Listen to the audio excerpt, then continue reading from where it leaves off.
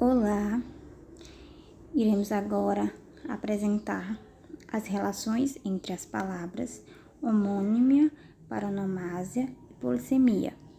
Somos da Universidade Estadual do Maranhão, UEMA, Centro de Estudos Superiores de Lago da Pedra, CESLAP. Estamos cursando Letras, Licenciatura em Língua Portuguesa e suas respectivas literaturas, e este trabalho é para a disciplina de Semântica, do professor Valdenberg Araújo Bessa. Irei falar agora a respeito da homônima. O que é homônima? É relação entre as palavras que têm sentidos e origens diferentes. Essas palavras, têm sentidos e origens diferentes.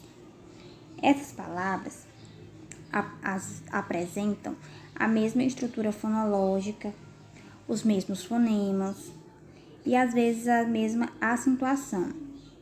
E mesmo assim, apresentam significados completamente distintos. Dando continuidade sobre as relações entre as palavras homonímia, paronomásia e polissemia, existem 3 tipos de homonímia, que são a homônimas, homógrafa, as homônimas homófonas e os homônimos perfeitos. As homônimas homógrafa, elas consistem em palavras que possuem a mesma grafia, mas a pronúncia e o significado são diferentes. Como exemplo, nós temos aí as palavras gosto e gosto. Gosto se refere-se a substantivo e indica sabor, sabor dos alimentos. Enquanto gosto se refere ao verbo gostar. E a gente observa que essas palavras, elas possuem a mesma grafia, mas o sentido é diferente. E sobre as homônimas homófonas, são palavras iguais na pronúncia, mas diferentes na grafia e também no significado. E como exemplo, temos as palavras seção, com 2 S, e seção, que é grafada com C cedilha. Seção com 2 S refere-se a período de tempo, enquanto seção com cedilha refere-se a departamento. E a gente observa que possui uma pronúncia igual, mas a grafia e o significado é diferente. Mas a gente pode observar. Os homônimos perfeitos, eles constituem-se das palavras com a mesma grafia e pronúncia. A grafia e a pronúncia é igual. Mas agora são os significados que são diferentes. E como exemplo, nós temos a palavra verão, que pode se referir ao substantivo que tem relação à estação quente, e também pode se referir ao verbo, no sentido de ver, enxergar. Na primeira imagem, a gente tem uma frase que diz assim: vocês verão que o verão de 2015 será o mais quente dos últimos anos.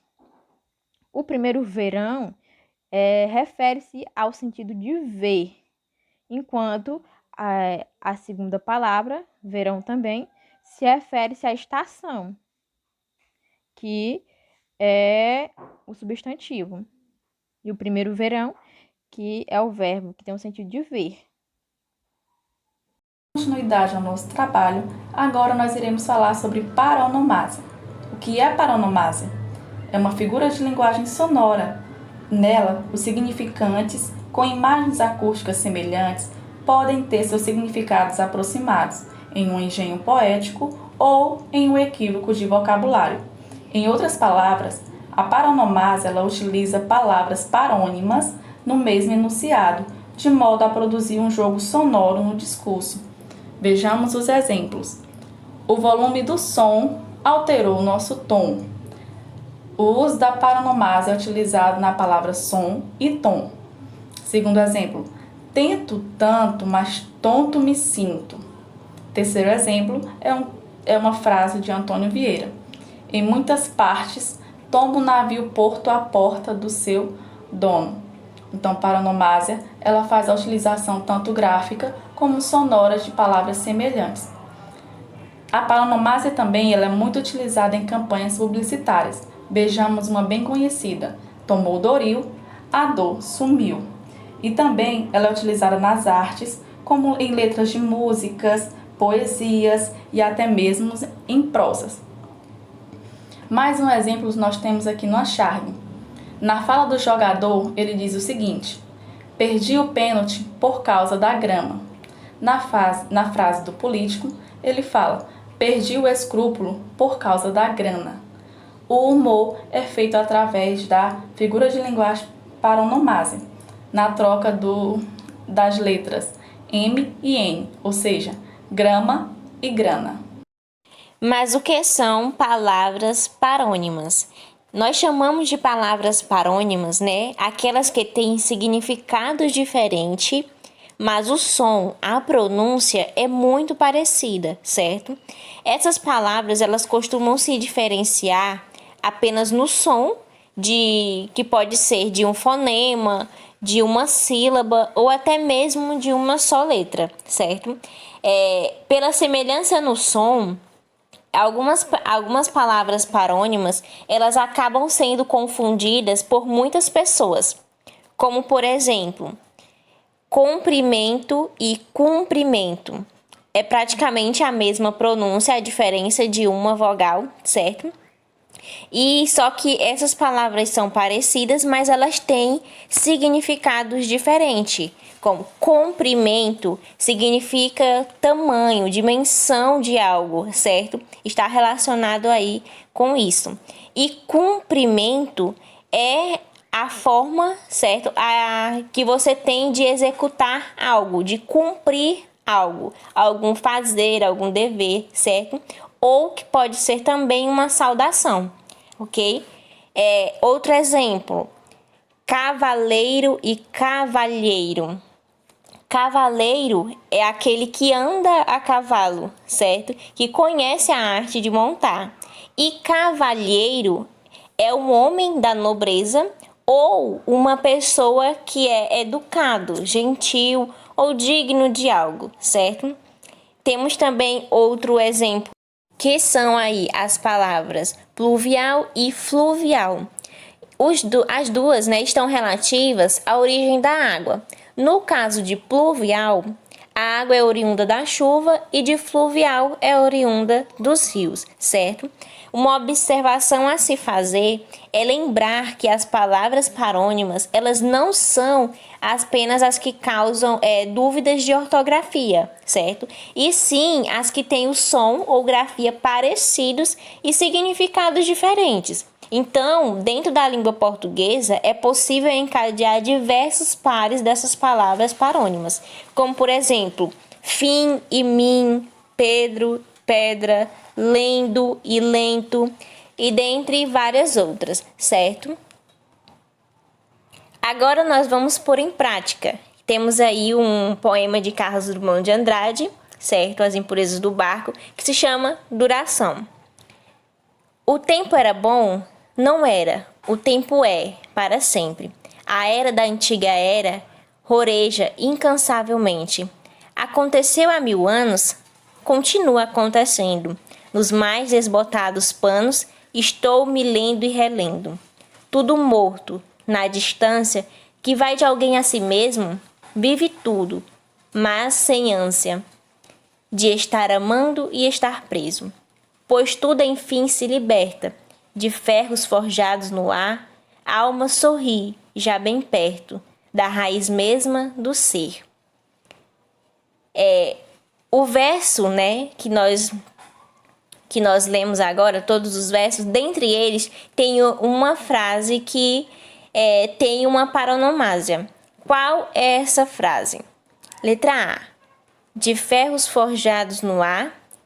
Letra B, vive tudo, mas sem ânsia. Letra C, estou me lendo e relendo. Letra D, a era da antiga era. Como nós podemos observar, a frase em que está A paronomásia é a letra D, a era da antiga era, pois possuem duas palavras com o mesmo som, com diferença apenas de uma letra e também significado, certo? Então, elas são palavras que têm o mesmo som, mas significados diferentes, ok? Dando continuidade, nós iremos abordar um pouco sobre a definição de polissemia.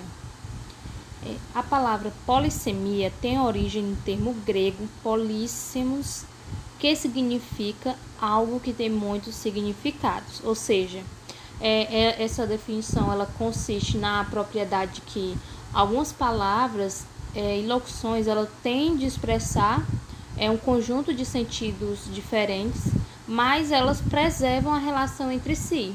Então, isso faz com que elas pertençam ainda assim ao mesmo campo semântico. O significado que a palavra polissemia assume depende de fatores etimológicos, uso de metáfora e o contexto no qual se insere. Os fatores etimológicos, eles estão relacionados à etimologia, parte da gramática que é responsável pelo estudo da origem da história de uma palavra. E a metáfora, como nós sabemos, ela é uma das figuras de linguagem e cria sentidos figurados através de comparações. A metáfora ela também é utilizada para melhorar a expressividade em um tipo de texto. E quando ela é colocada em uma frase ela faz com que essa frase ela tenha mais expressividades para as pessoas que vão ler ou ouvem, A polissemia acontece por vários motivos, sendo os principais a utilização de linguagem como metáfora e metonímia, como eu falei acima, a tradução de linguagem específica para a linguagem corrente e a atuação de estrangeirismos e neologismos. As relações entre as palavras homonímia, paronomasia e polissemia. Exemplos de frase. O primeiro exemplo é utilizado a palavra letra. A letra da música do Chico Buarque é incrível. Segundo exemplo, a letra daquele aluno é interlegível. Terceiro exemplo, meu nome começa com a letra D. Vimos aí 3 exemplos diferentes com a mesma palavra e todas elas indicando significados diferentes. Logo constatamos que a palavra letra é um termo polissêmico, visto que abarca significados distintos dependendo de sua utilização. Assim, na frase 1, a palavra é utilizada como música, no caso, uma canção. Na 2, significa caligrafia. Na oração 3, indica a letra do alfabeto. Apesar dos muitos significados, todos se relacionam com a ideia de escrita. No segundo exemplo, é usado a palavra formigueiro. No primeiro exemplo, a praia parecia um formigueiro no sábado. Segundo exemplo, o paciente queixou-se ao médico do formigueiro nas mãos. Terceiro exemplo, foi todo picado logo depois de pisar num formigueiro. Na oração 1, o formigueiro tem o sentido de multidão. Na oração 2, tem o sentido de coceira. E finalmente, na oração 3, o formigueiro refere-se à toca das formigas.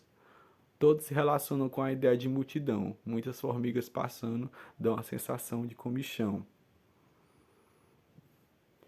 Temos aqui outros exemplos ilustrados em formas de tirinhas, utilizando do humor. Por exemplo, no primeiro exemplo, rede social. Rede social, aqui em casa, é outra coisa. Pode-se notar que a primeira fala está se referindo à rede social das mídias, das internets, enfim. Já no segundo, o personagem ele fala sobre a rede que é utilizada para dormir. No segundo exemplo, vendo o pôr do sol. quanto quer pelo pôr do sol? Vendo o pôr do sol. Não está à venda. Estou vendo o pôr do sol. Aproveite para ver também. Aí no segundo exemplo, vemos que a palavra vendo, ela tem os dois significados, de ver o sol e de vender. E por último, o último exemplo de tirinha, o governo prometeu luz barata. Só luz tá bom, barata já tem muito. Vimos aí novamente a mesma palavra, mas com significado diferente. No primeiro, a mulher está falando sobre questão de diminuição no valor da luz, da conta da luz. E no segundo, o homem está se referindo à palavra barata ao inseto. Esse foi o nosso trabalho, espero que todos tenham compreendido. Obrigado pela atenção até agora. Aqui temos as nossas referências. E obrigado novamente.